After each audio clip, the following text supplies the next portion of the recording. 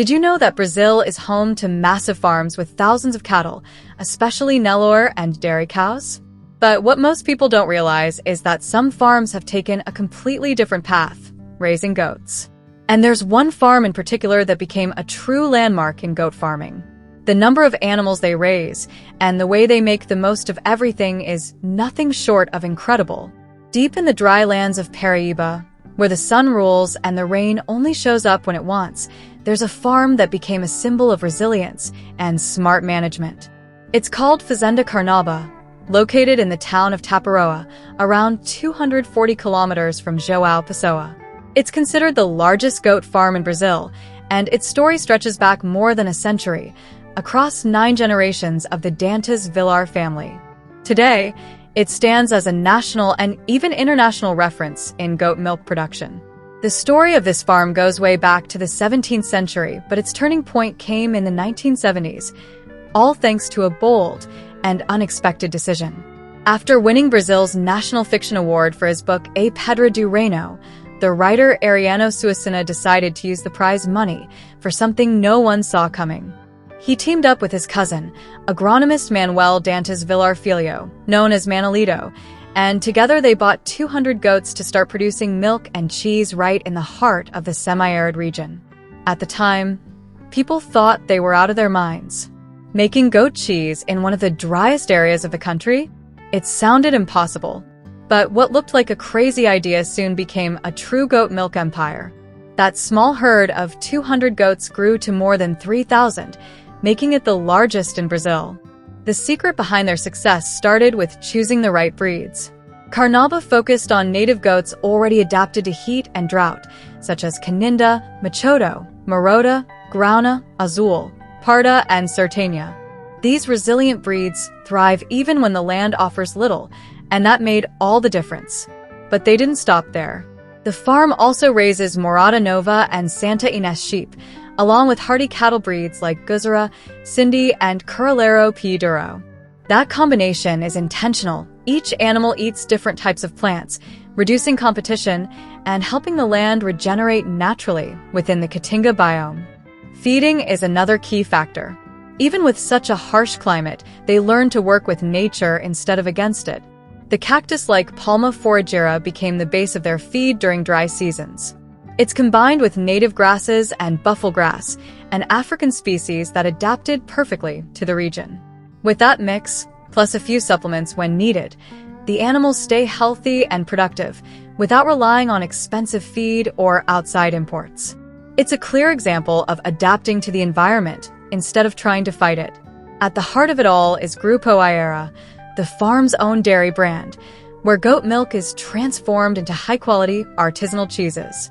The scale of their production is astonishing. The farm produces about 20,000 liters of goat milk every month. Every single day, roughly 1,500 liters are turned into cheese, around 180 kilos per day, or nearly 800 wheels of cheese. And these aren't ordinary cheeses. They've developed their own unique recipes, with flavors that reflect the spirit of the Brazilian backlands instead of copying European styles. Some of their biggest hits include Cariri, Arapiara, and Borborema. These cheeses age for 4 to 5 months, often infused with native herbs from the Caatinga, like lavender, aroera, marmeleiro, and cumaru. The result is a taste that truly captures the identity of the land. This dedication didn't go unnoticed. Many of Carnaba's cheeses have won major awards in Brazil, like at the Queijo Brazil competition and even abroad. One standout example is Serra do Pico, which earned a medal at the Mondial du Fromage in France, one of the world's top cheese contests. That recognition put the Paraíba hinterland on the global map of fine cheeses, proving that quality has nothing to do with a favorable climate. It's all about knowledge, persistence, and love for the craft. After Manolito passed away in 2020, his children took over the farm's management. Today, Joaquim Dantas Villar and his siblings carry forward everything he built. Their biggest pride isn't just seeing their cheeses win awards, it's knowing that their family and workers can live well in the Certeo, staying close to their roots instead of having to leave for the city.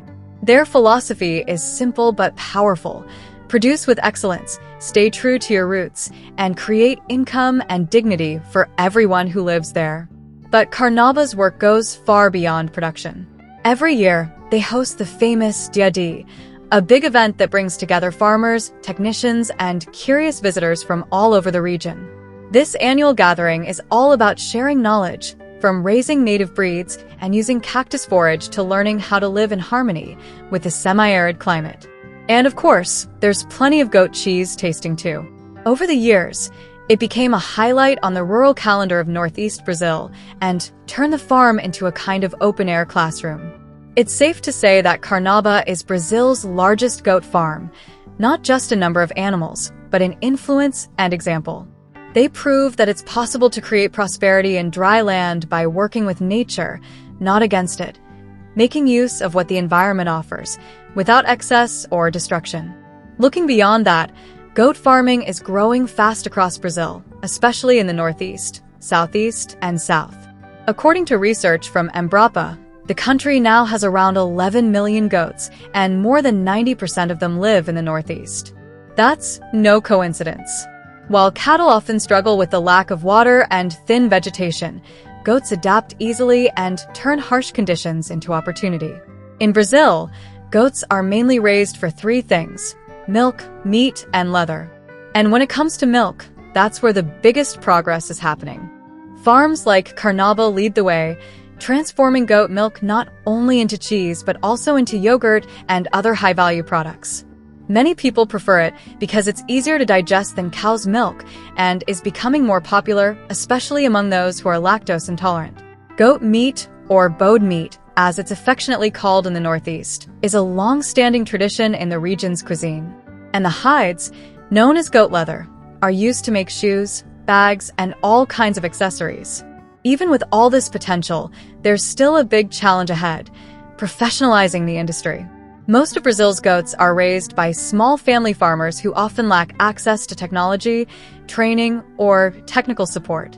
That limits large-scale growth, but it also means there's an incredible opportunity waiting to be explored. Goats have many advantages. They need less food and water than cattle, reproduce quickly, and can live in places where raising cows or planting crops would be almost impossible. Another major factor is sustainability. Goat farming in the semi-arid region is a smart way to use land that many people consider unproductive. With proper management, the animals help control vegetation, create jobs, and keep rural families on their land. It's an activity that connects tradition, food, and opportunity. And if you made it all the way here, that means you enjoyed the story. So go ahead and give it a like, subscribe to the channel, and tell me what you thought in the comments. And if you love this kind of content, you can't miss this one: the largest dairy cow farm in Brazil. It's probably already showing up on your screen. Click it, because it's definitely worth watching. See you in the next video. Thanks a lot and take care.